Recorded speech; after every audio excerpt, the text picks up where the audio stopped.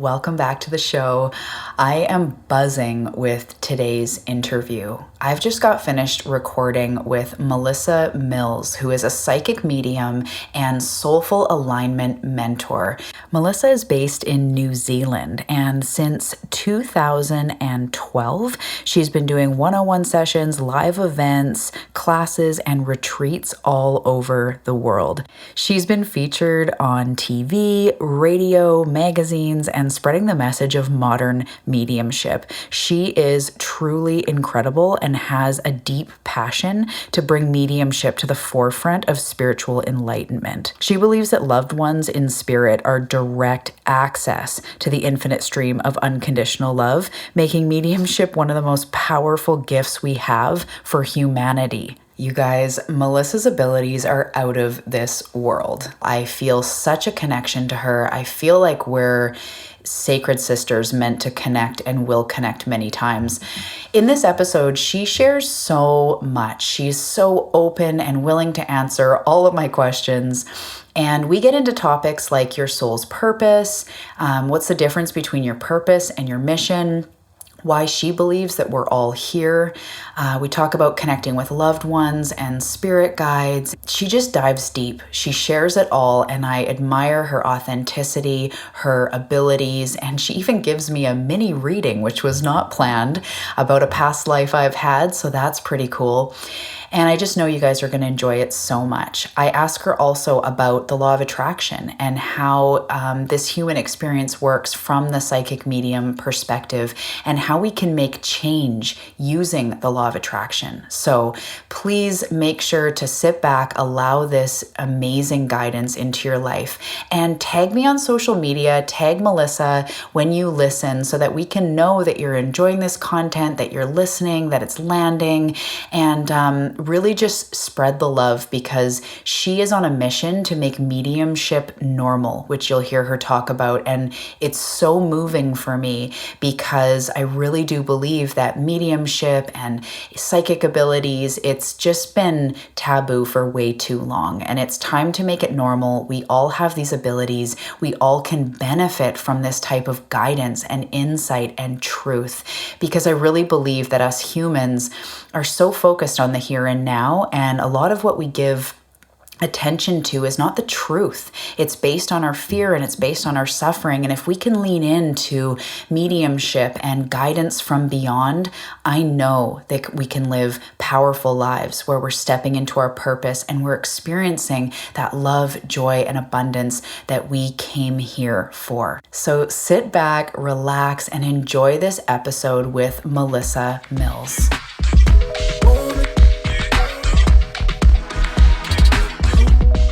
Hey Seeker, welcome to the Awakening Her podcast. I am so grateful that you've been led here, and I'm excited for you that you're answering the call to manifest more magic in your life by mastering the law of attraction. So cool. My name is Talia, and I'm committed to cutting the fluff and showing you exactly how to manifest more excitement, ease, success, abundance, confidence, love, and anything else you've been craving. So if you're ready to crack the code on manifestation, amplify your intuition, and play in the quantum, we are now besties. Let's do this.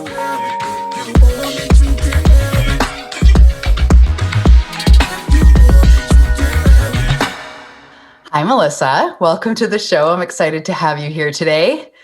Oh my gosh, I am beyond excited. Thank you for having me. I can't wait to have this delicious conversation with you. Yeah, I know. How do we know it's already going to be so delicious? It's just a knowing, right? Sometimes I like to say the universe just knows, and it brings people together. And I feel this was one of those divine timing intervention. And I actually don't feel this is the one and only thing we'll do. So I feel like watch the space, people. I can totally feel that. I see retreats. I see Bali, New Zealand. Oh, me too. And I'll have to come to Canada. Yes. Yeah. It's beautiful here. I love it. Cool. Well, how about let's start by having you just share a little bit about yourself and how you became a mentor and a medium, and you call yourself a soul alignment mentor, right? So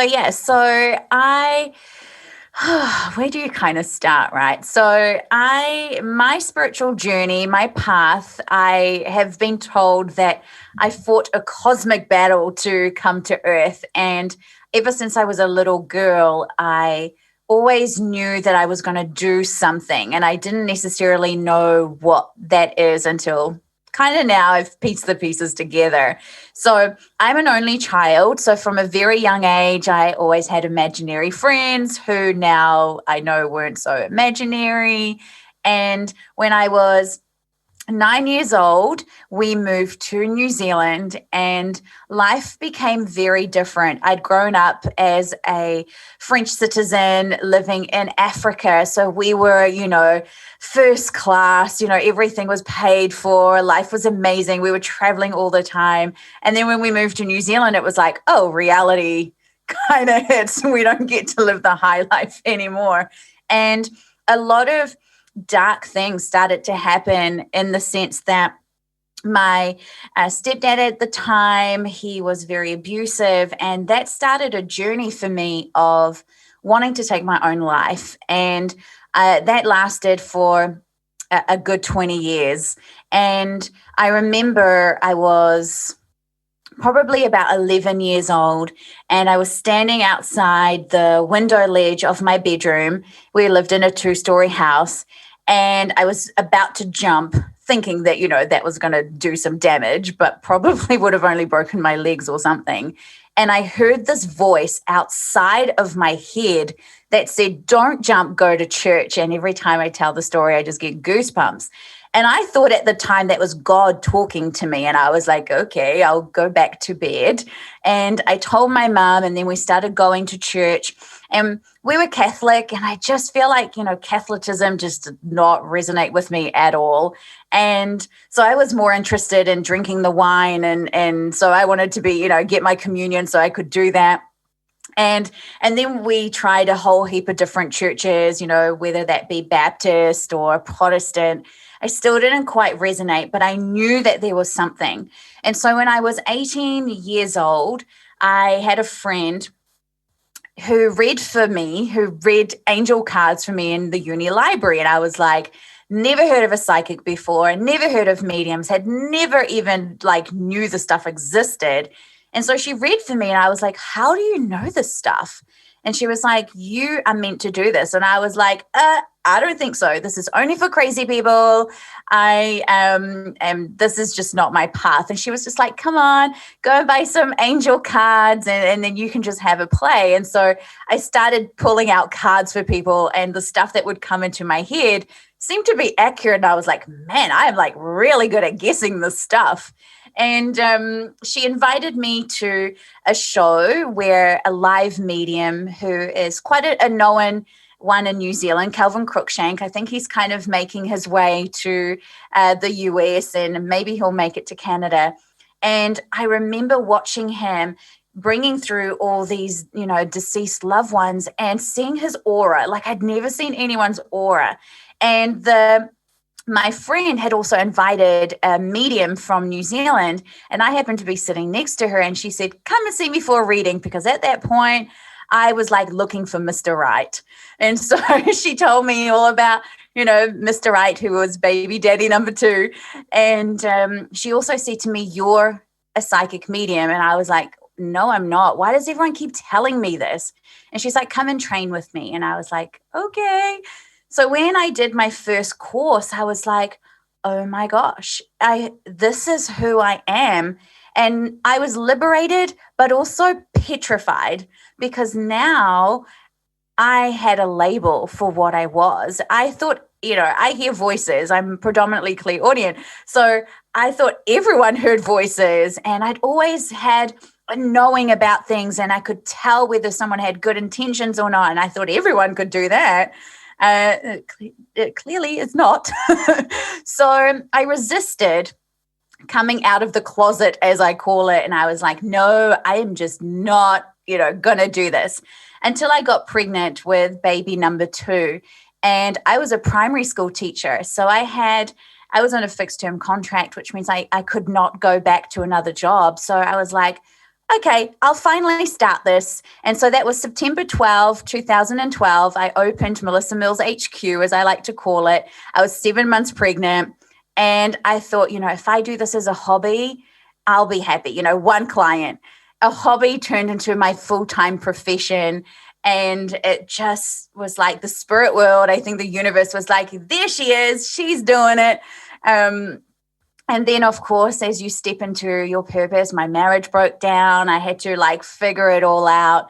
And so I know that one of the things you love to talk about is law of attraction and manifesting. And I feel like, oh my gosh, the things that have happened in my life, I just go, is this really my life? How does this even happen? And so now, 8 years later, here I am working as a medium, a soulful alignment mentor, helping people all around the world. And I feel like it's such a huge honor. And mentioning Bali, just last little thing I'll say is I went there when I was 29. And like I said, my battle with suicide started when I was 9 years old. And I made a commitment that in Bali, I was healing myself. And I feel like if anyone ever gets the opportunity, Bali is one of those pieces on earth that is from the heavens. And since coming back from Bali and finally learning to love myself, I have been not wanting to leave this planet quite just yet free. Wow. Oh my goodness. Thank you so much for sharing that and just being so real and vulnerable. There's so much I can personally relate to in this, and I'm sure that all the listeners can as well.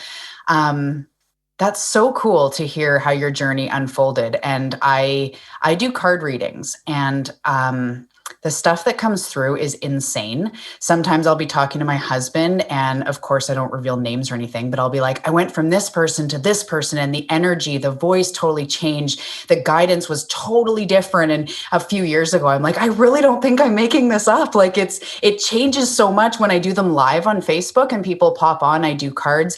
It dramatically changes from person to person, what I hear, what I see. And there's this opening going on inside myself. And I can just relate so much to what you're saying that I know I'm using a fraction of my gifts. I get something where when I see people, whether it's in person or online, I get this sort of overarching feeling of grief or sadness or loss or something. It's usually deep, and it's usually, weirdly enough, on the negative side, but I just know that that's what they're dealing with. I just know it. But if someone was like, how do you know it? I'm like, I don't know, but it always seems to pan out. It always seems to leave them with goosebumps and speechless and all this stuff. And so it's cool to hear your story because I can relate so much to that unfolding and a little bit being nervous of it. Where is this going to take me? And that leap to actually step into saying I can help you. I can guide you in that way, not just coaching, not just mentoring, but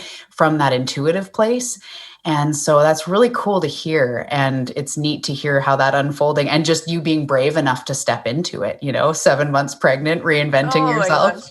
I know. And it's honestly, it's one of those journeys where if I could go back, I'd do it all again. Because when I came out, really, I call it coming out of the closet as well. Because, coming out as a psychic medium just feels like probably the hardest thing to do in the whole entire world, because I went from being a teacher and everyone, loves a teacher, to now being Melissa, the psychic medium. And literally my friends just vanished. Like I said, my marriage broke out because of it. My husband was all cool with me. I should say my ex-husband was all cool with me being a teacher, but as a psychic medium, I wasn't allowed to tell anybody that that's what I did, because my goodness me, if anyone found out, it would ruin his reputation. So it was really challenging. I had to rebuild every part of myself. And so if I can say something to people listening, it's like, sometimes we get broken. Everything in our lives just get ripped out of us. But something even more amazing emerges. And even though it's uncomfortable and all that stuff, and you're healing and you're growing and you're healing and you're like, oh my gosh, is this ever ending? you will be rewarded with the most incredible things. And I think one of the most powerful things that we have is our intention. And I think, when it comes to law of attraction and manifesting, is somewhere along the line, I must have said to myself, I want to live authentic to me. And I didn't want anyone in my life that wasn't going to love me for who I am. And I'd spent a lot of time being with romantic partners who would try to control me, or friends who clearly only wanted to be my friends when I was, society's idea of perfect. But now I have the most incredible people in my life who I know have my back 110%, no matter what I do, what I say. And it was definitely a journey to get here, but it is well worth it. Yeah. Oh man, I so hear you with that. Like it is a coming out, whether it's within yourself or what you're doing to change a profession. It's like starting to own that side of you that not everyone is down with. And also realizing that's okay too. My ex-husband, it reminds me a lot where he was brought up very Christian. And I remember the first time his mom came over, he literally told me to hide my Buddhas. And I did. I hid my freaking Buddhas. And I remember after that, after she came and went, but I remember after saying like, okay, sweetie, I respect you and your mom and all that, but I'm never hiding my Buddhas again. And he was just like, well, she can't know that you believe in that, or that, and it's that you're not Christian. I'm like, oh, she's going to find out. Like it's anyway, but it just, I hear you. It's like really hiding that part of yourself. It's damaging. It kind of eats away at you because you're not living your truth, right? Yeah, it's demoralizing.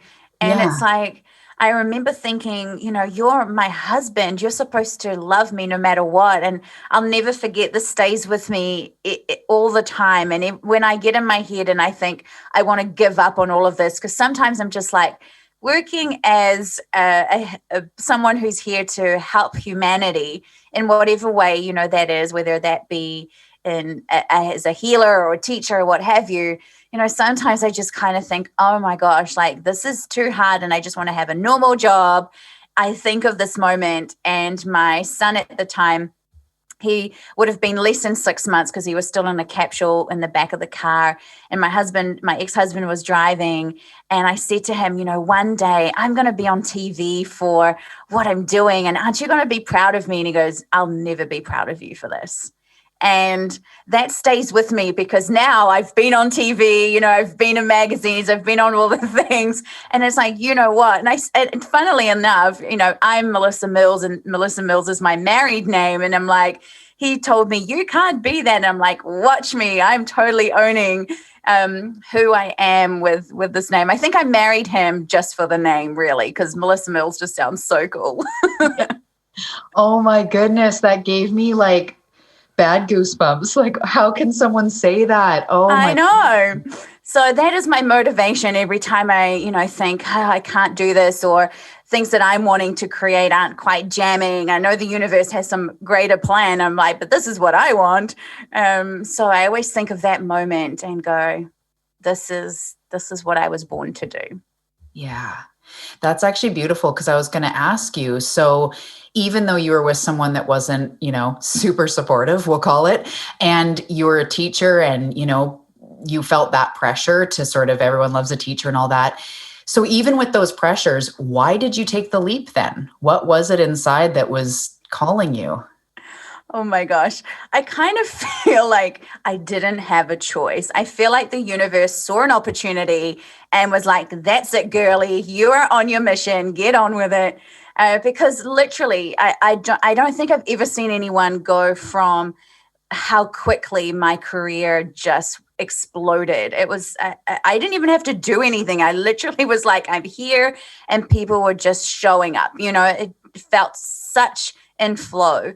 So like I said, I was pregnant. I had no job to go back to. I had to do something. Like every obstacle was removed out of my way.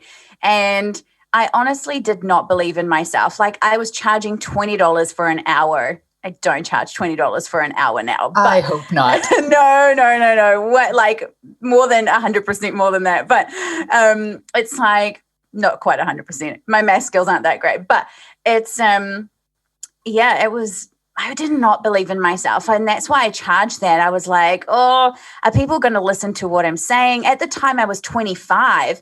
And this is before the Tyler Henrys and all of that kind of stuff. So I had no one my age doing this. Everyone was in their 50s or 60s. And that just seemed so old to me. And so I was like, no one's going to take me seriously. People are going to think that I have no experience. I don't know what I'm doing. And that's why I was like, I don't know. But I eventually found that my reason for being here is to modernize all of this. And so I always talk that, I refer to myself as New Zealand's modern medium. And that's because when you come and see me, it's literally just like hanging out. And there's nothing, weird. It's just, I don't know how else to explain it, but I really feel that my purpose was to bring it to the modern day ages, where it's not something that's so taboo and something that's just so untalked about. And for years when people would say to me, what do? I would cringe because I'd be like, oh, I'm a psychic medium. Do I tell them what I do? What are they going to think? Oh my gosh. And now I'm so proud. I'm like, dude, this is what I do. I don't even care if someone is triggered by it anymore. I'm like, this is who I am. And it's like telling, someone to, I don't know.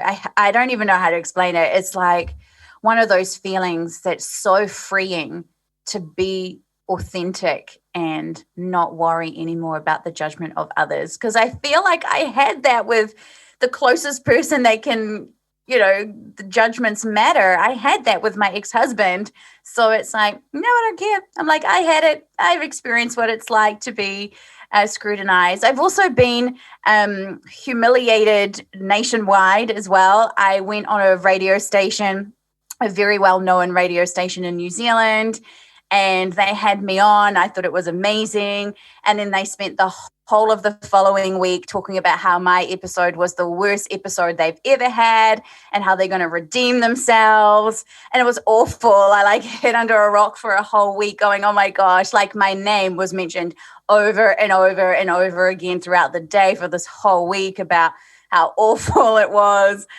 So, I've had it. I feel like I've been through the whole burnt at the stake nonsense. Wow.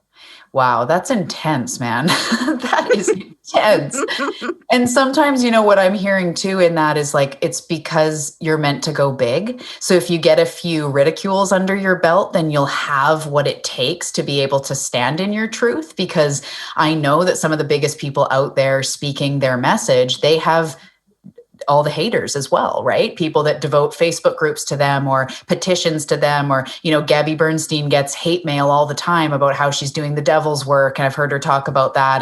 But it's because she's standing for something bold. So in hindsight, it obviously builds you up and creates that strength to go forward. But in the moment, that must be the hardest thing ever, Yeah, I kind of look at it in a sense. It's like a rite of passage. If you are doing this work and you haven't had a troll make a comment on your Facebook page or something, you are not big enough yet. You are not stepping into your full power and potential, because it's like a rite of passage. And it used to aggravate me, and I would, write these big rants about how I don't have to explain myself and blah, blah, blah. And now, what? I just send them love.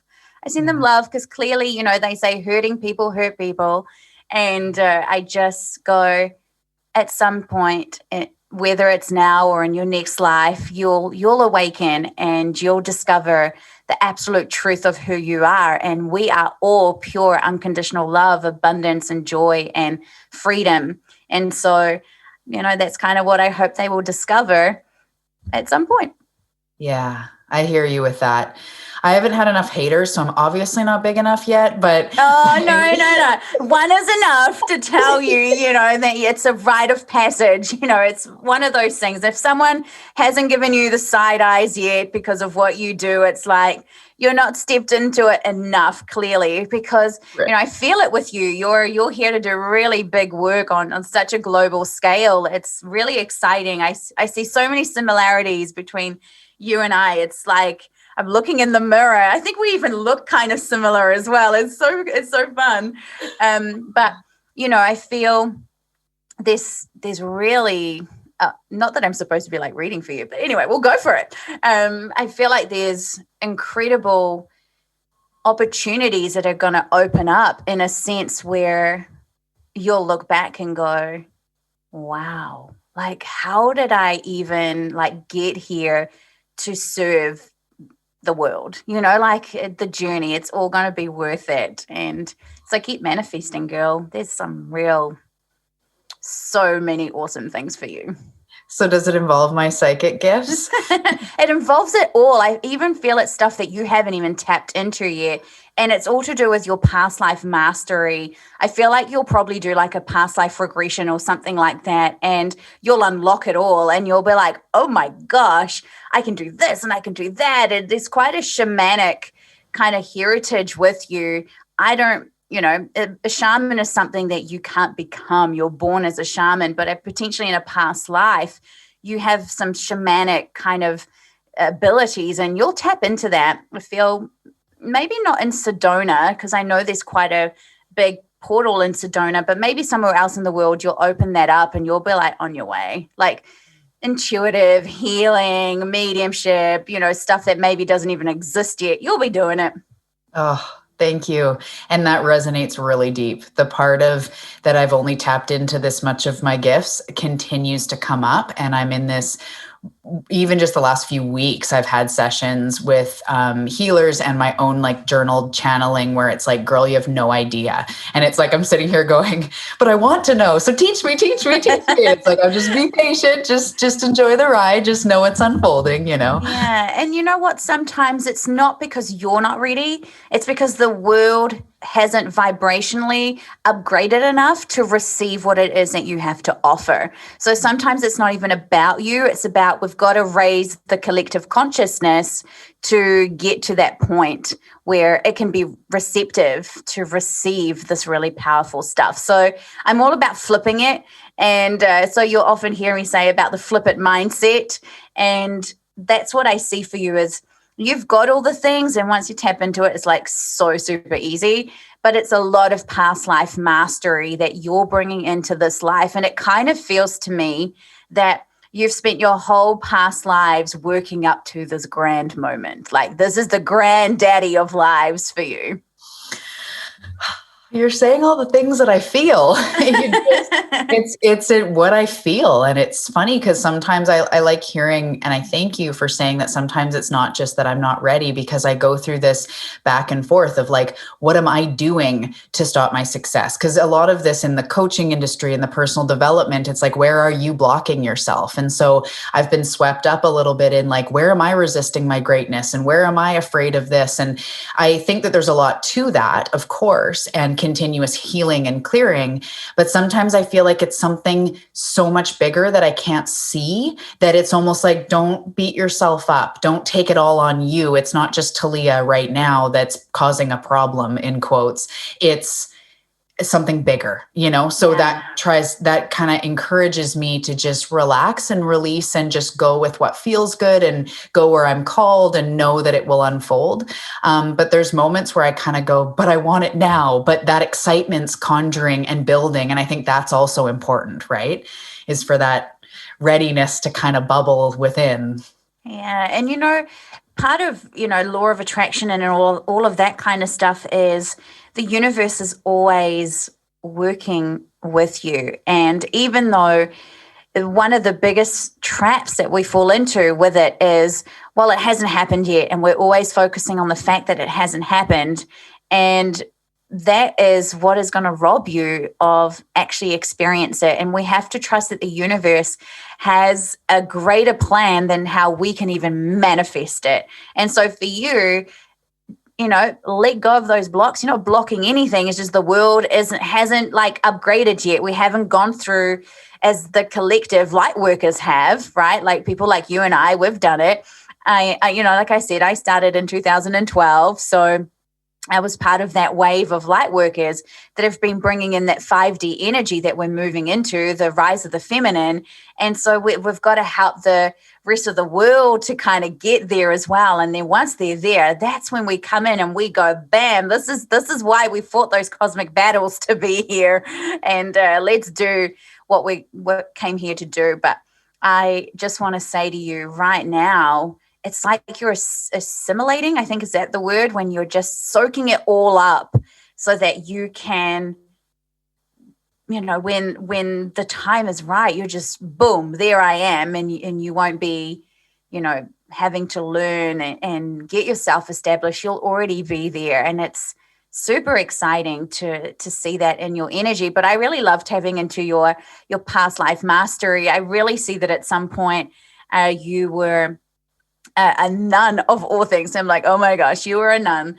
And but you were actually kind of a witchy nun. So you weren't drowned. It's not the era, might have been, but I don't see you being drowned or burnt or anything. But you did a lot of things for empowering women, even though there was the faith. I feel like it was such a crazy time to be alive, and you helped so many women to be freed from enslavement. So I feel like it was around the time of slavery, but we're talking slavery like in Roman times with gladiators and that kind of era. So you were, this nun who helped a lot of women to be freed. And that's what you're going to do. I feel like you're part of helping people to step into the freedom of what it is to be human, because right now a lot of people aren't in that freedom. I've got like emotions and watery eyes, and it's so crazy. It's so freaking cool because in this human experience, I can't relate to being a nun at all, but something deep inside of me is like tingling as you say that. And I just love that stuff. I love tuning into what truth feels like, because it's just like, once you know that feeling of something, it's huge. And thank you for saying that. I definitely want to have like full-on readings with you. I can feel I knew just as we started reaching out to each other in the last few days, I was like, she's going to be important in my path. Aww, So I'm so excited. I feel the same. I feel like, I want to be a little bit on the side as you're like growing your thing. I'm like, I kind of want to be a part of that. So I think, there's such a big message here for everyone that's listening, because every single person out here, we have a reason for having come on earth right now. And whether you're sitting there going, but I'm not going to change the world. Well, you are. You will change the world by stepping into your authenticity and stepping into your greatness. And I always say there will never be another you as there is right now in all of Earth's existence. And if you just take a moment and think of that, it's like, wow, in the whole entire universe, I will never exist as who I am right now. And so every single one of us has a piece of the puzzle that's going to help humanity in some way, the greater consciousness, because we're all interconnected, whether we realize that or not. And so whatever it is, maybe you're here to heal generational trauma. Maybe you're here to heal yourself so that, that doesn't spread on. Maybe you've come here to be a teacher or a guardian, or maybe you came here to bring more color to the world, whatever it might be. When we say the world, it doesn't always have to mean like the world. It could literally be your family or your community, but every single one of us has a calling. Otherwise, there is no need for you to be here. And we've come here to physically experience what it is to be the source energy, this unconditional love and abundance and joy and the best part of it all is creation. We've come here to create. And so I get excited because when someone like you is here to help free humanity so that they can step into that, I mean, oh my gosh, can you imagine the incredible things that people are going to start doing? They're going to be so much more in their passion. They're going to be earning money that is coming from a place of joy rather than a place of, holy crap, I hate my job, right? Because that doesn't serve you. So it's exciting, super exciting. Yeah, that's incredible. Thank you for that. So is that tie into purpose, tie into your soul's purpose? Because I really do believe that the big broad picture, the way it occurs to me, is that our purpose is to share our light, is to be authentically us, is to express our gifts and our passions and really just be the light. And then of course that can look different ways, but a lot of people attach purpose to a job or purpose to a career. So I'd love to hear your take on our human purpose right now, and then how that kind of plays into like our soul's purpose and what that's all about. Oh, I love that question so much. I honestly believe that our purpose here on earth is to physically experience love. That's it. Like, we overcomplicate it, but that is it. And experience love in all its facets. The first one is loving ourselves. And if that's all you manage to do this lifetime, then that is amazing, because that is one of the most challenging ones.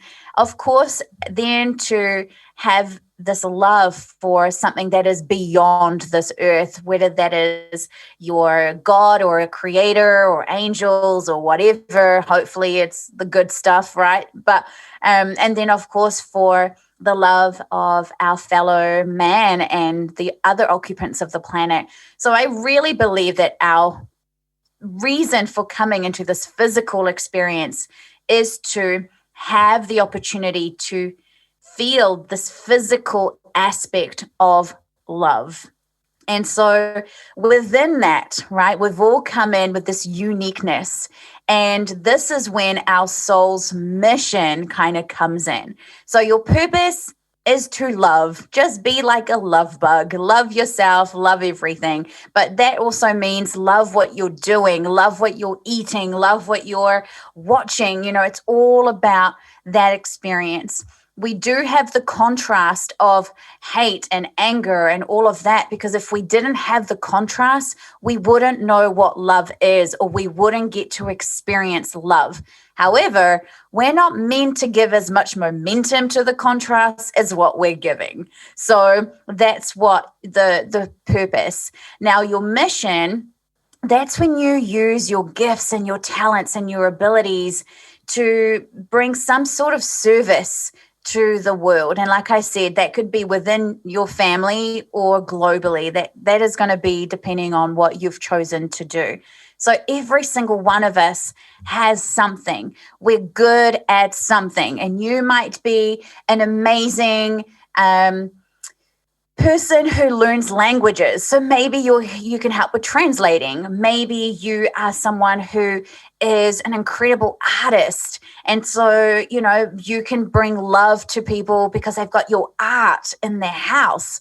Or maybe you are someone who is a healer. And so even, you know, and you can do that with your words as a counselor. You know, like every single one of us has some form of mastery. Every single one of us has, you know, a special something that makes us who we are. And that is the mission. So we've kind of got the purpose, which is, you know, discovering love. And then we've got the mission, which is how can you serve? How can you leave this world better than how you came into it? That is the mission. And along the way, you're mushing the two together. You're mushing the love and the mission. And hopefully living a life that is full of abundance, because we derive from an abundant universe. We do not derive from a lack universe. We don't even know how far the universe spans. Like, the universe creates with absolute ease and flow. And that's what life is all about. Universal laws. It's all about the ease and the flow. So when we're in that alignment, and that's why I call it soulful alignment, because when you're aligned with the truth of who you are, which is simple, you are love. That's it. You are nothing else. You are love housed in that. You've got the abundance, you've got joy, you've got appreciation, you've got all those wonderful things. So when you're in alignment with that, then you honestly co-create a life that is not only one you fantasize and daydream about, but it's one where you give people the opportunity to step into that as well for themselves. So yeah, that's kind of what I believe purpose and missions are.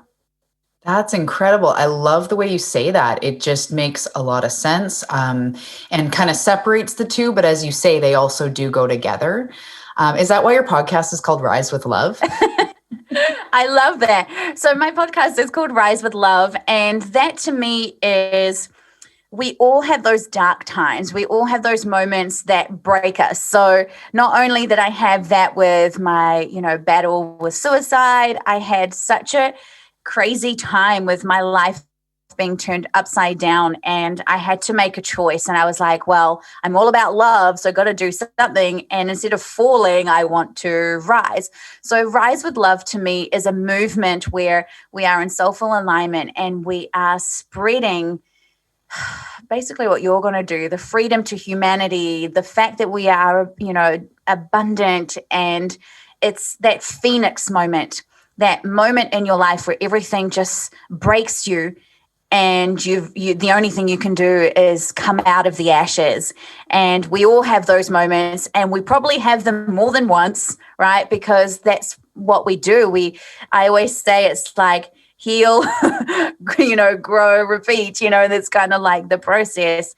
And so Rise with Love to me is a philosophy of being in alignment with the universe and the love that is all of us. So, yeah. I love that. So going back to the purpose and the mission, from your perspective, do you think that, so say someone is innately just a really great artist or a musician or something, but say they experience struggle when they try to make that a business, struggle to sell their art, struggle to sell their music. Do you think that we're always meant to exchange money for these gifts?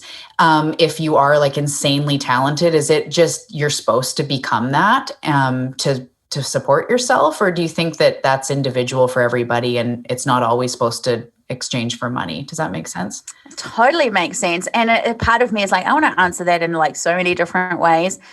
First, I want to say it's like when you're doing what you love, you become successful anyway, right? Because you're doing it from a place of passion and joy, and people vibe off that energy.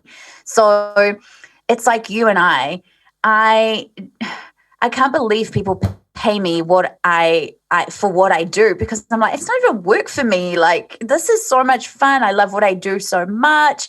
I just want to keep doing it 24/7. It's like I love and breathe because that's who I am. And so, it's the story. Things don't necessarily get handed to you on a silver platter. Even though the universe manifests with absolute ease and flow, sometimes you've got to go through the process of appreciating it. And so it's not that you're not getting the money for doing what you're doing, is you've got to go through maybe healing the fact that you've got money blocks. And so it's not that people are not buying your art. It's that maybe you're not valuing your art. Maybe you're like me and it was like $20 an hour. And I was getting like every man and his dog. And it's like, they don't care what you say for $20.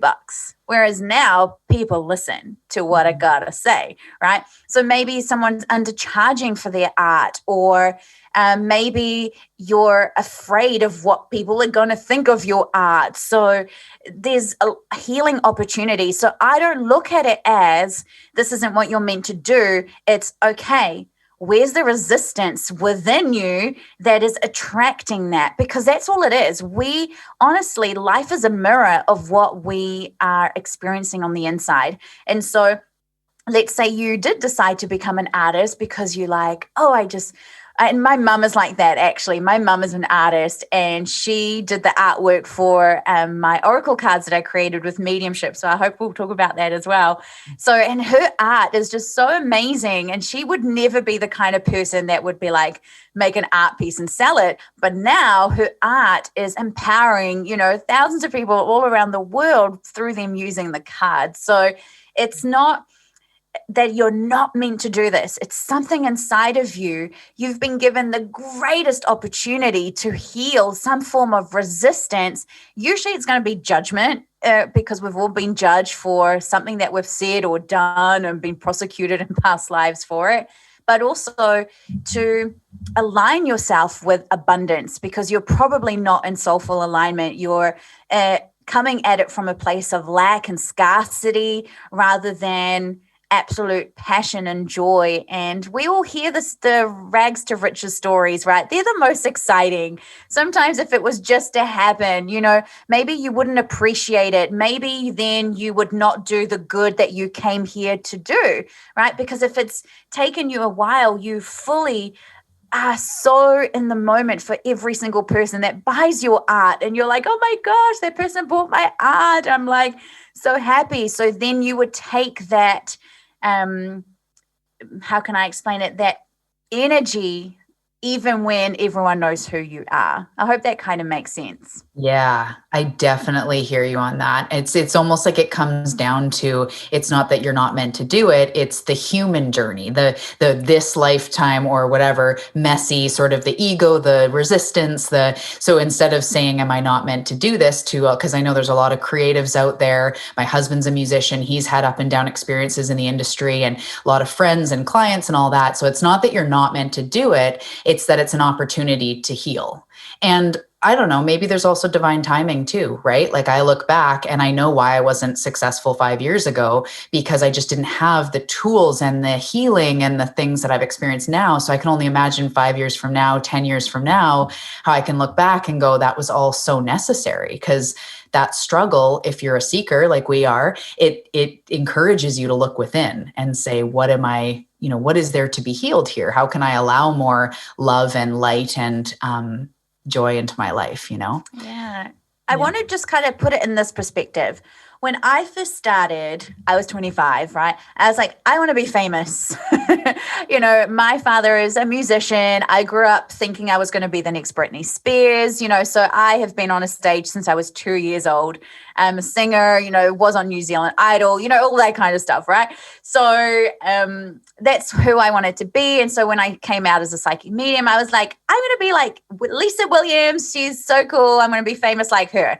And there is no way that I would have been doing it for the right reasons if that would have happened.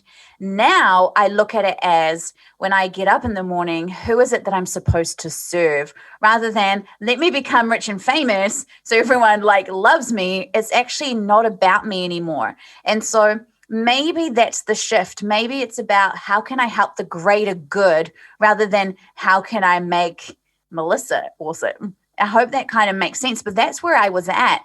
And I would have fallen flat on my face. I wouldn't have been able to handle the criticism, because when you rise like that for your own personal gain and you get all the haters, then especially with someone who's battled with suicide, that is not a healthy thing to experience. So maybe for the journey, like you said, the human journey, it's also understanding that we are part of the greater good. And yes, we totally deserve to be rewarded abundantly.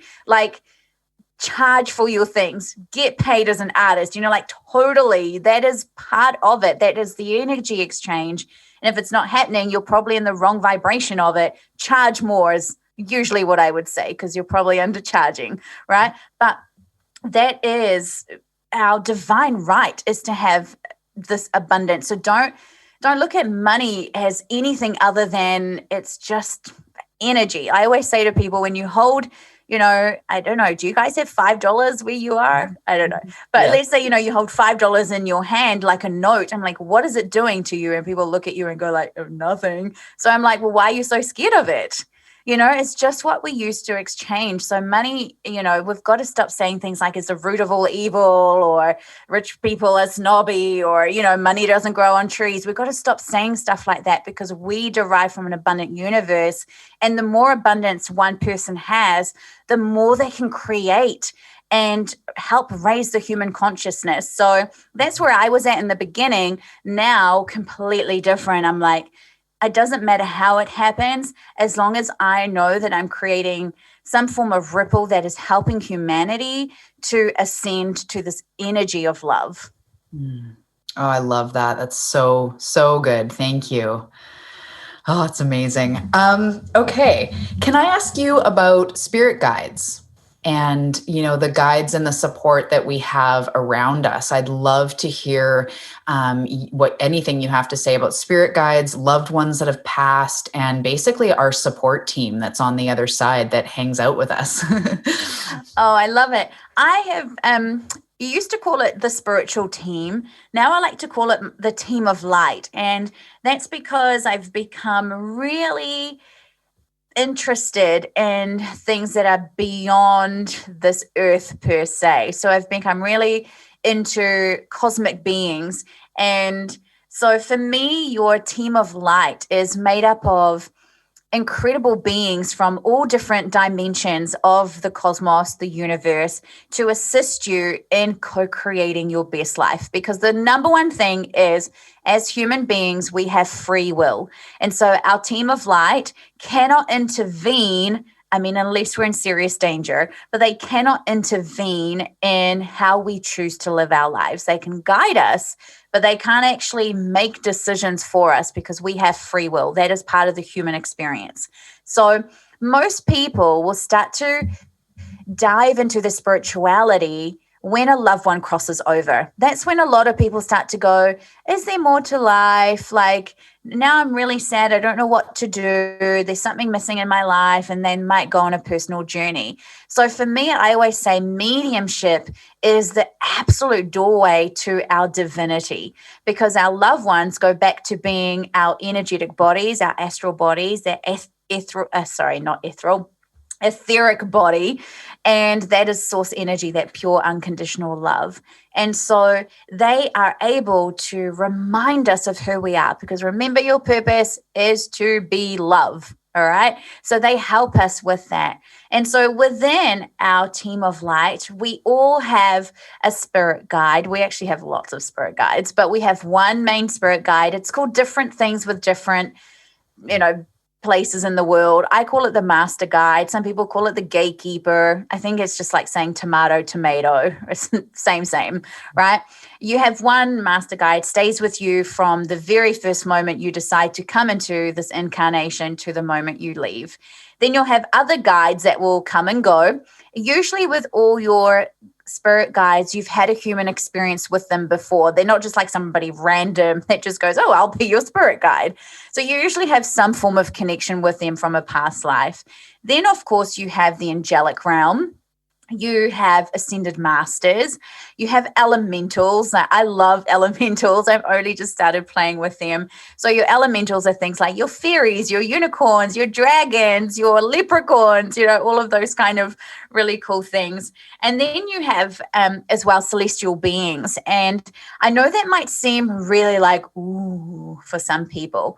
But what we have to remember is that archangels have never had a human experience except for Metatron and Sandalphon, right? And if you don't know what archangels are, Google it, right? You'll find some really cool things. Archangels are amazing, but they are cosmic beings too, because they haven't existed in this human realm on Earth. So anything that isn't a being that's had a physical experience here on Earth is a cosmic celestial being, right?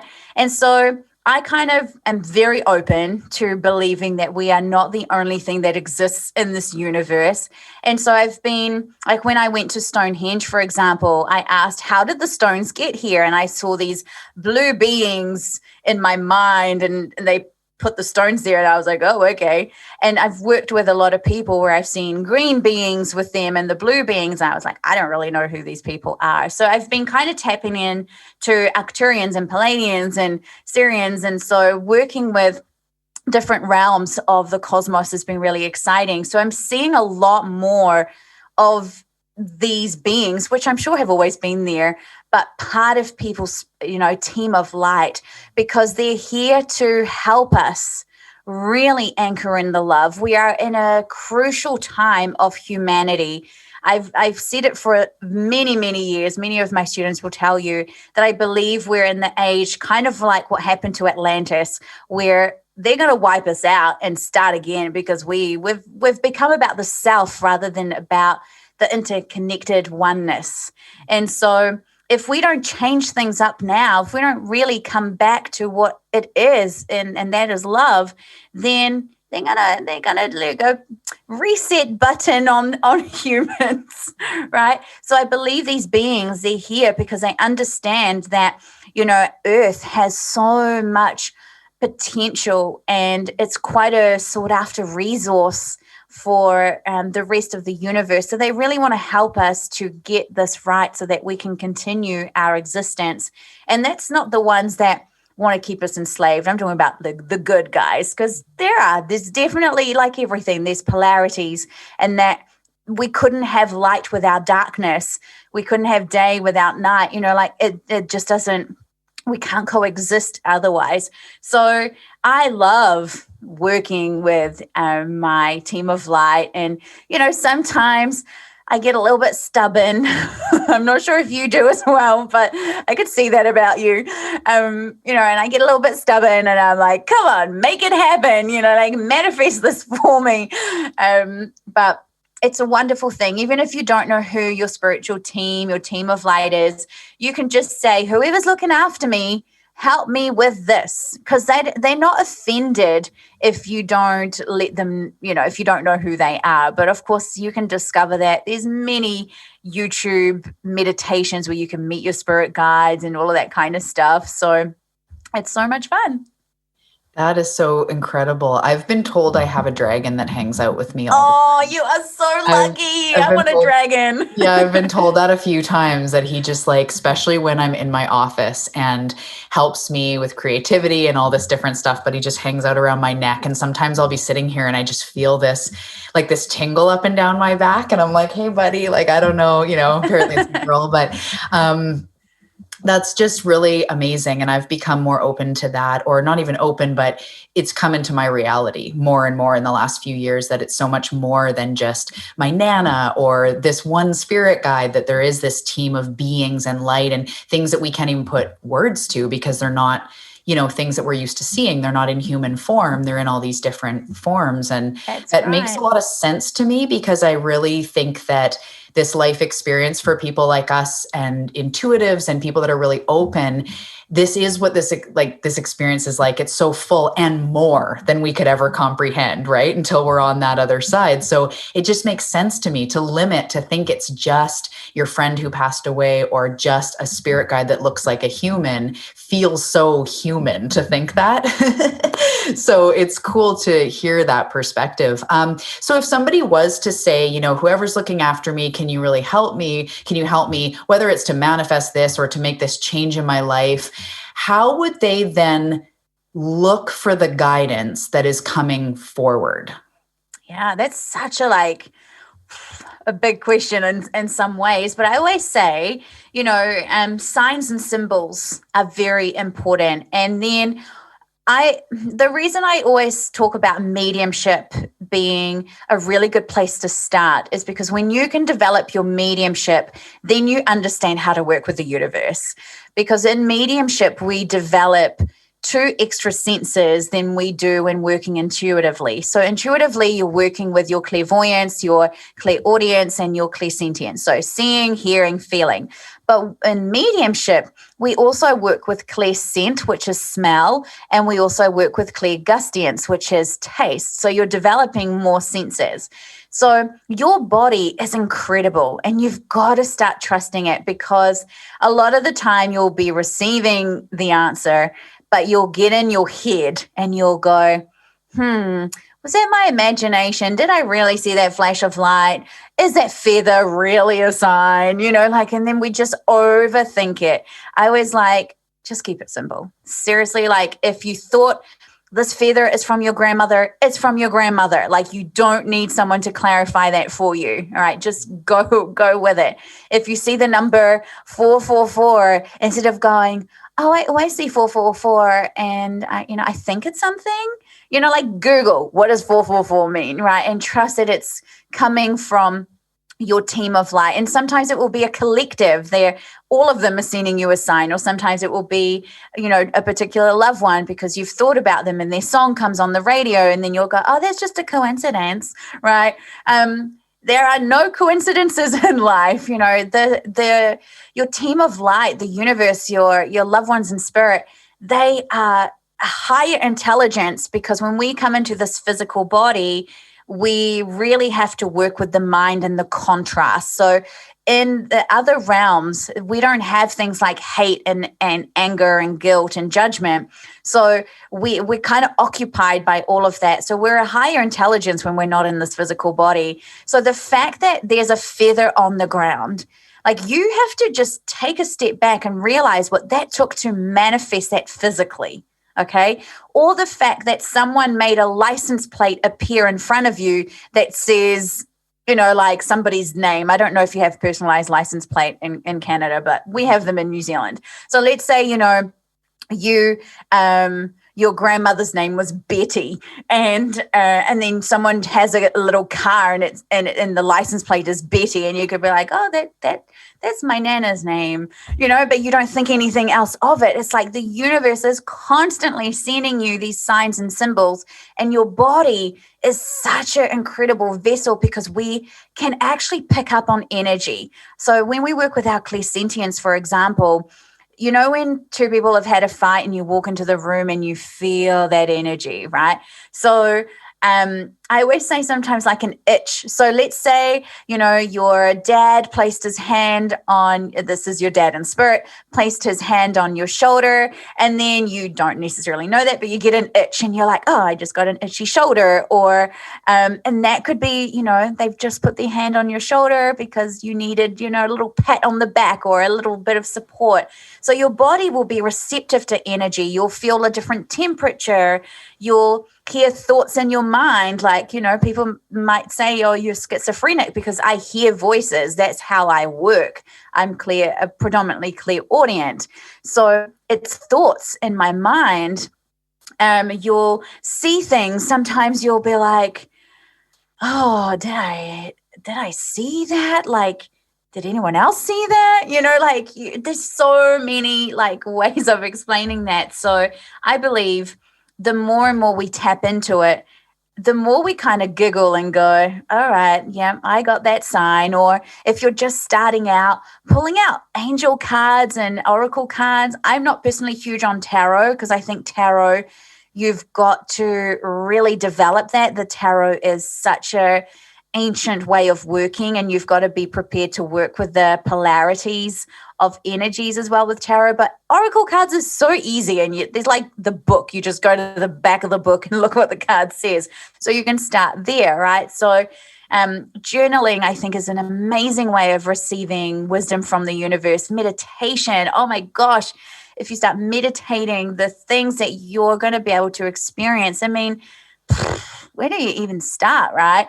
But you're being sent signs and symbols every single day. You just got to stop overthinking it and just go, okay, that was a sign. Yeah, I so agree with that for sure. I also like to say to my clients, notice how that made you feel when you do tune into that subtle energy body. Like if I look at the clock and it's 2:22 or whatever, I go, oh, 222. And that's a sign. So I could go like, oh, 222, and then go, well, was it really a sign? But that's the humanness, the doubt coming in. But how did that first make you feel? Or when you saw the feather drop in front of you, or even just a really good idea, like you said, that is the solution to something you've been asking, or the next step in something. It's a, how did that idea make you feel? And that's, to me, how I can really determine if it's a sign or not. Or if, and usually when I'm overthinking or I'm doubting, that obviously doesn't feel good. So I'm not aligned with the truth of what is. But when I see something or get a notion or a warm, fuzzy feeling, you can tell that you're aligned. That's how I said earlier, I like to feel truth in my body. When you're saying that about the nun, it was just this subtle, like, ooh, like all my cells are a little bit open or sensitive or something for that moment. And that's, how it makes you feel is a big indicator. And as you said, a song on the radio, or, synchronicities that happen in, you'll be watching a TV show and someone says something that you had just said or whatever, that feeling of like, whoa, did you see that? That feeling itself shows you that it is divine. It, like you say, there's no coincidences. It's like coincidences are messages. It's not just That's weird, right. Strange. But, as well, it's not always like the fuzzies or warm and fuzzies. I don't know if you have that expression as well, like the feel goods. Sometimes, like, I'll be driving and all I get is red lights, or I just come to lots of stop signs. And so those are also signs for me that, hey, actually you need to slow down, or this isn't the right thing for you to do. Or so it's not always like, yay, you do also get signs that are like a reminder, or maybe little warnings as well. So they work in ways that are just going to help you to co-create your best life, because that's what they're dedicated to do. That's their purpose. Like, they want something to do. So you're saying, all right, I got that sign. They're like, woohoo. And then they'll keep sending you more signs. And then life just becomes in such ease and flow, because you're still doing it. You're still free. You've got your free will, but you're just co-creating from a place of trust, love, and abundance, rather than from a place of lack, scarcity, and fear. Yeah, I really like that, because that's so true. Is it's not always like, yay, signs, sometimes there's a lot of resistance going on in life. And what I'll do is I'll back up out of what I sort of say out of Talia, that's like processing the day, and I'll just sit with it and go, what is this telling me? Or stop signs or something. It's like, what could this be telling me? And when you said like telling you to slow down, I'll get that nudge. It's like, oh yeah, right. So that's a really good reminder that it's not always happy or positive. Well, or it's not that it's not like, I don't believe anything is ever good or bad. It's not that it's like a bad thing, but sometimes we aren't in the moment. All right. We're already in the 10th moment that hasn't even happened yet. And sometimes we got to remember that the most precious moment that we have is the now. And so I think that's what those signs are. Or sometimes, we're wanting something to happen so bad that we'll just kind of settle for whatever thing happens. Let's use relationships, because relationships are always a good one. Let's say you really want a husband and you're on Tinder. I don't even know if Tinder's a thing anymore, but let's say you're on Tinder and the first guy that like pops up and you're like, oh, there we go. Someone's interested in me. He's my husband. But actually, if you'd given more time and you listened to the signs that kind of went, well, he's not the hair color that you like. He's not in a job that you wanted him to be. Like, you would actually go, you know what? This is a great sign of the universe showing me that I'm, ready to accept love. But, if I allow more, then maybe something greater will come. So I think that's what those signs are all about. Yeah, that's a really cool way of saying it. And I hear you with that. That's really neat. So could you share with us, so talking about law of attraction, I would love to hear hear about. Okay. I'd love to hear what law of attraction is from your perspective, how this human experience works and how we can use it to move ourselves forward when somebody does want to create change in their life. They want to change, a lot of times there's health, they want to, attract a mate, have more money, maybe start a business. So, from your perspective, what is law of attraction? How does this human experience work? And how can we use it to create change? Yeah, I think the very most important thing to kind of align with law of attraction is understanding that you have free will and that no one is creating your life for you. You are in the driver's seat, co-creating it. And I always say it's a co-creation because you, along with the universe, make it happen. You're not doing it on your own. If you think that you have to make it happen yourself, then you are not manifesting from a place of abundance. So to me, law of attraction is aligning to the power of the universe. And for me, that is love, right? I really believe in that. That's fully my alignment. It's worked so far. So I'm going to say, try and align with love. And when you're in that, that's when you can co-create. So you might have a desire. And I always say, that we all have it where we have that little niggle inside of us and we go, oh my God, that would be amazing.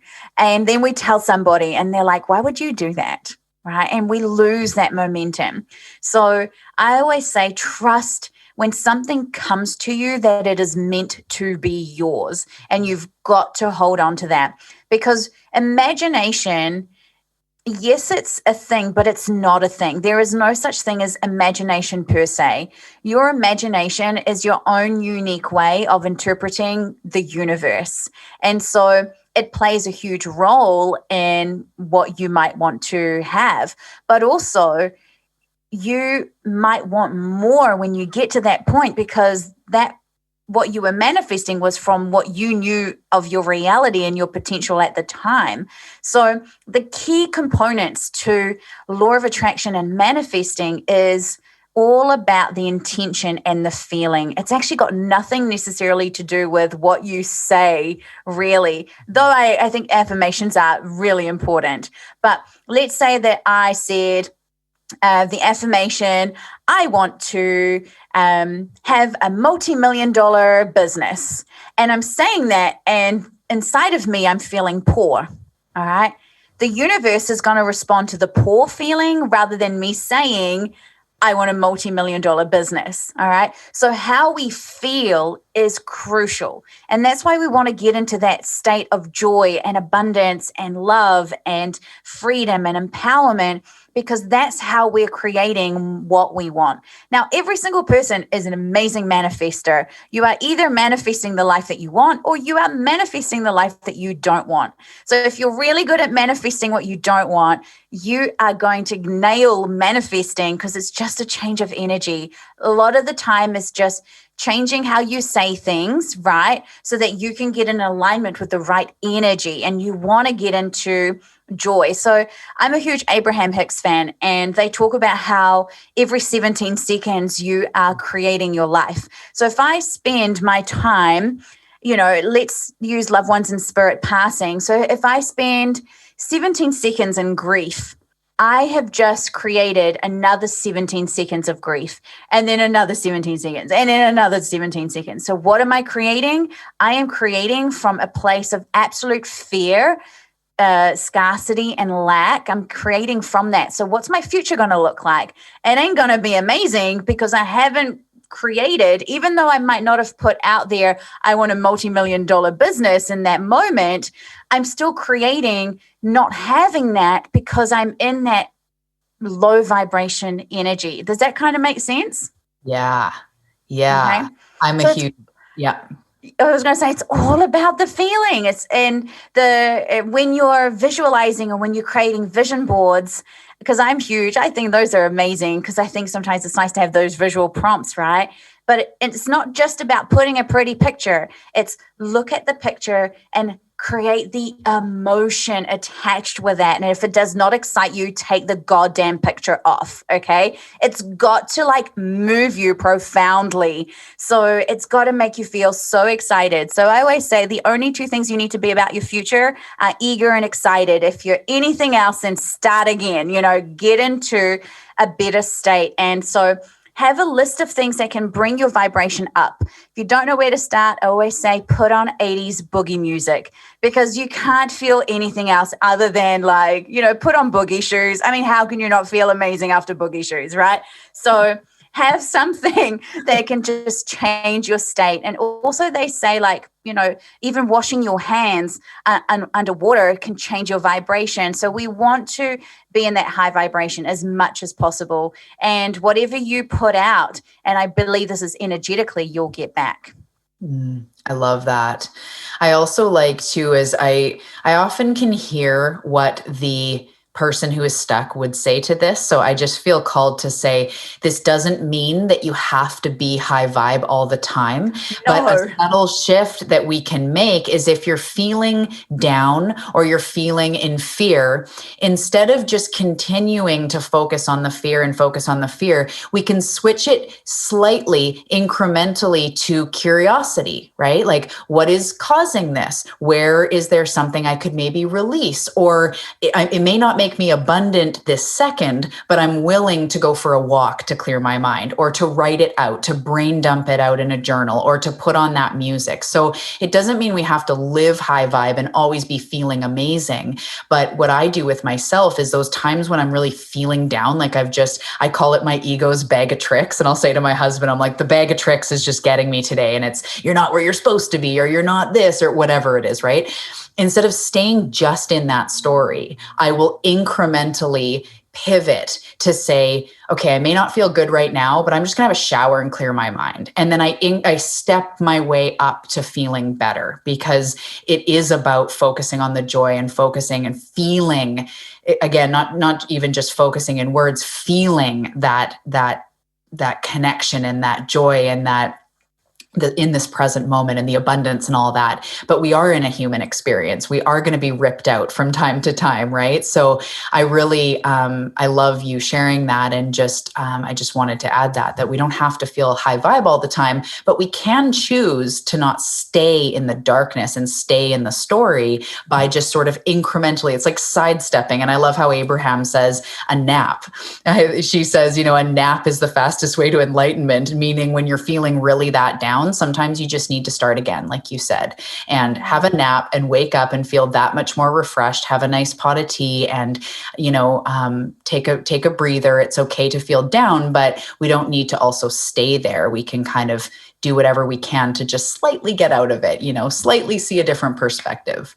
Yeah, we're always reaching for the better feeling we can experience. And, sometimes it's asking a lot to go from grief to being in love, but maybe you can go from being in grief to being bored. And that will be so much better than, for example, staying in grief. So the emotional guidance scale is an amazing tool to have, screenshot that and have it on your phone so you can go, okay, I'm feeling like this. What's the next best feeling I can feel, and work your way up through that. So I totally agree, incremental upgrades. And we aren't meant to stay high vibe all the time. That's when we're in spirit. That's when we are our loved ones in the spirit world. Then we're in that high vibe energy. But we are here to have, like you said, that physical experience. So we do need to have the contrast. My message is avoid giving it so much momentum, right? Because we know, if you start your day and you're pissed off, you can guarantee the rest of your day is just going to be crap, right? Then someone's going to cut you off and you're going to run late and you're going to spill your coffee. Then your boss yells at you, or, what have you. It just goes like that. So I really believe we can change the trajectory of our lives through our thoughts and our emotions. So if you can really tap into your emotion and actually go, is this my truth? That's a really good question. Is this my truth? Is this person saying this about me? Is this my truth? Do I need to be angry about this? Is this, something that I need to wallow and not go for my dreams because this person has said this? Is this my truth? So, always try as much as you can can to be in that love, joy vibration. Am I there all the time? Hell no. I have to work my way up some days, some days it's like, oh gosh, let's just reset on everything. But I think, someone like myself and you, we've adapted the skills enough, and that's why we help people. We teach people how to do this so that they can also help themselves. And I really believe you as the individual are the key to everything. So yeah, I love it. I love asking, is this my truth? And I like also asking, is this the ultimate truth? So when we say, I should be somewhere else by now, and we get, I'm this age and I should be here and we get really in there. I like to break that with, is that ultimately true? Is it ultimately true that you should be somewhere else by now? And then right away when it's myself, because I've done a lot of this work, I go like, to pretend that anything should be anything else is kind of funny. And I can kind of start laughing at myself to kind of go, it's not ultimately true. And that helps me to just reach for that better feeling thought as well. I love that. Awesome. So let's talk about your cards before we go. I'd love to hear the journey of your cards and how we can get them and how I can get them. And tell me about that. Gosh.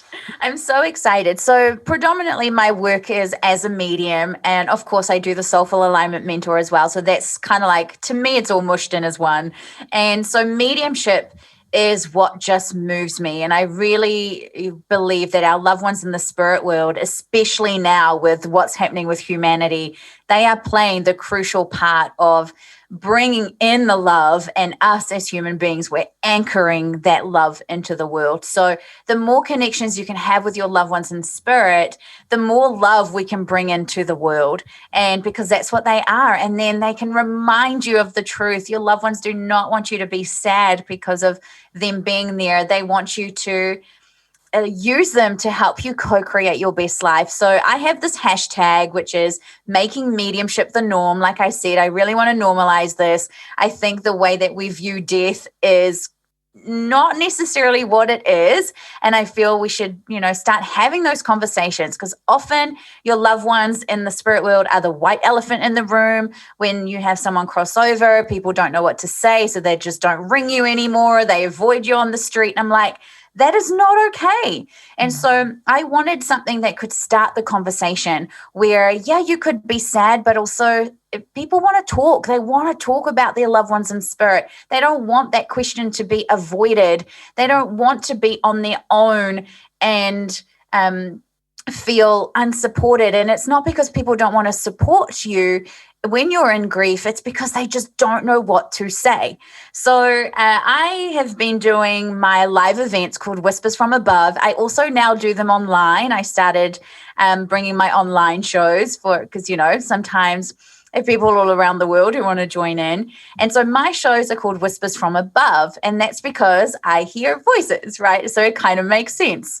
And I have been doing them since 2014. And I've heard this, not necessarily the same message, but I've heard commonalities of messages over and over again. And so in 2019, the spirit world called upon me and literally gave me the 52 cards in one afternoon as to what the cards had to say. And I was like, okay. And so I asked my mom, and I was like, would you like to do the artwork for these cards? And at first she was like, oh, I don't know. And I was like, come on, this will be so much fun. And now they're a reality. So the Whispers from Above cards, I know I will kind of show you, and I'll pick a global message from the spirit world for all of you that are tuning in.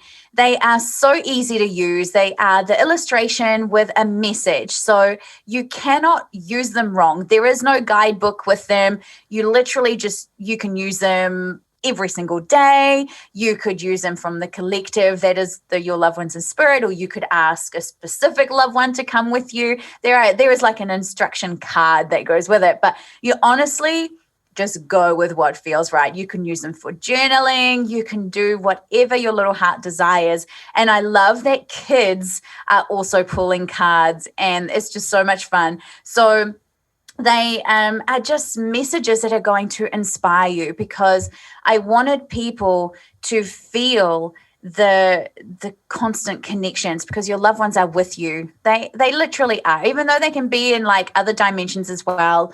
Part of them is to coexist with you, to help you co-create your best life. That is their purpose. So let's have a look, right? You can get them on my website. I'm sure you'll link that all up, and just love them, create that dialogue and that conversation. What a beautiful gift, right? They are to give somebody who has just had a loved one transition, and you could be like, hey, I don't necessarily know what to say, but here's some cards that maybe might give you some answers or uplift you, or, something. So that's what I wanted. So let's have a look.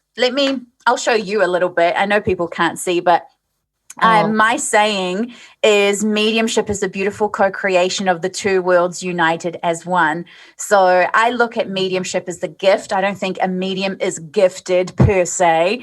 I don't want to make a medium special on a pedestal, because every single person is a medium, because we're all souls, occupying a physical experience. So it's literally tapping into who we are.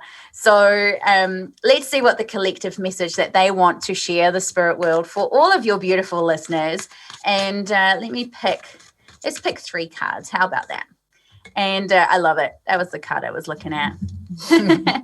And let's have a look. So I have picked one of my favorites. It's actually framed in my workroom, and it's this one here, which is love is the frequency in which we communicate with each other. So you can see they're really easy to use. The pictures are quite emotive with a lot of color. So what I'm getting to say to all of you is, when you feel like you're alone, when you feel like you just can't do life, know that you have the greatest band of army standing with you, and they are just loving on you, cheering you on. And that's what I feel. So it's like love is the greatest force in the universe, and your loved ones, they're there. They're ready to give that all to you. All you have to be is receptive. You don't even need to know what to do with it. Just be receptive. Then the other card that I have is, everyone is doing the best that they can with their grief since my passing. Be kind to them and yourself. So that one's a cute little candle. And one of the things that I hear all the time is families being destroyed because of a parent passing, and then there's arguments with wills, or people like want them to be scattered with their ashes, and some want them buried, or all sorts of things. And so what I feel this is reminding us is, grief makes people do really out of character things, not to look at it as a personal attack, but more to look at it as everyone goes through their grieving journey. And if someone says to you that they don't grieve, then they're lying. They're in the denial stage, right? Every single person grieves. And so it's important to, even though we have to hold, maybe you might have to hold the family, but you're also allowed to have that moment where you need to be held. And so that's what I feel this is. And then the last little message that I have is beautiful, beautiful way to end. I am here comforting you when you miss me. Feel my loving embrace dissolving your pain. So I like to think that this card is my mum and I shopping. So what I feel is like, it's okay to miss them, but you have to understand that your loved ones do not miss you. And as harsh as that is to hear, it's because they are with you. They cannot miss you, right? And missing is a human emotion that we don't experience in the beyond realms in the cosmos. And so anytime you just feel like you need a little something, just take a moment, think of them, and just imagine, close your eyes and feel their arms wrapped around you, or them holding your hand. Maybe you've got a really, tough conversation to have with somebody and you just need mum's hand right now. So just give yourself the opportunity to feel them. I love that. Thank you so much for all of this. And I definitely am going to get those cards because they're stunning. And I really feel your intention and your beauty come through in those. And it's so cool that you made them with your mom. You got the opportunity to make them with you, which is so neat. And no, everyone that is using them just goes, oh my gosh, you actually feel the love from the cards. And I'm like, that if that's all you get from them, I'm like, oh my gosh, that is beyond anything I could ever ask for, because that for me is everything we live for. That is, like I said, that's the purpose. So I can't wait for you to have your cards. I can't wait for everyone around the world to start having these conversations so that we can hashtag making mediumship the norm. I love that. Thank you. I can definitely feel them through the cards. The love is just radiating. It's incredible. So if my beautiful listeners want more of you, want to follow you, have a session with you, check out what you're into, how can we do that? Of course, I'll put it all in the show notes, but can you let us know how we can find you? I'm on all the things. Of course, I'm based in New Zealand, so I'm Melissa Mills. You can find me. Now, I never quite know how to say the N part because you guys say the alphabet a bit differently to us, but I am at melissamills.co.nz. I think you say Z. Z. I'm not quite sure, but you guys will be in the show notes. That's where you can find me and all my links. I'm on Facebook, Instagram, YouTube, all the things where you probably are hanging out. Nice. Yeah, Z is American. I don't know where else says Z, but we say Z in Canada as well. So we'll understand you. And I'll link all that up in the show notes, and anything else that that Melissa wants to give to you, I'll put there as well. Awesome. Well, thank you so much for joining us. And there's so many more things I want to dive into that I feel like another episode needs to happen, and we need to chat privately. And I'm just so excited that I've connected with you, and thank you. Thank you for sharing this. And I really love the making the mediumship normal, because there's something there. First of all, I've never heard that. And there's something that just gives me this huge warm hug of relief when I hear that, because the people listening I know can relate, and I can deeply relate that it's not weird. It's not different. It's actually the most normal, natural thing. And the more that we embrace that, the more love and support and purpose and clarity we can really get in our lives by tapping into this gift that we do all have. So I really appreciate that movement that you've created to make it normal, and so that we can all embrace that as we go into the light, and hopefully we can save humanity from having to reset. But if we have to reset, that's okay too, because that's in the greatest good. So whatever's going to happen, I'm along for the ride. I feel we've already won the battle. We're just playing catch ups, right? And I love that. I feel like I'm going to cry with what you've just said. So thank you for having me. Thank you to your listeners. Just keep reaching for your greatness. Every single one of us is magnificent, and you have infinite potential. So don't let anyone ever tell you what you can and cannot do and who you should and shouldn't be, because you are perfect in every single way possible. And I hope that I can somehow remind you of that. And I'm just so honored that you had me on. Thank you.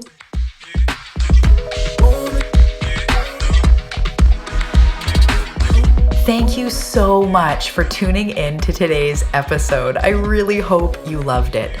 Before I go, I want to acknowledge you for taking time out of your day to fuel your spiritual connection and manifest your future. I know you're busy, and just listening to this raises your vibe, resets your belief, and creates a positive ripple effect into your life. And you are doing such a good job. I am honored that you invited me into your life and into your ears. It's a beautiful thing, and I truly appreciate it. Remember, you are a powerful creator who is creating the most beautiful life as we speak. So today, I cheers to you.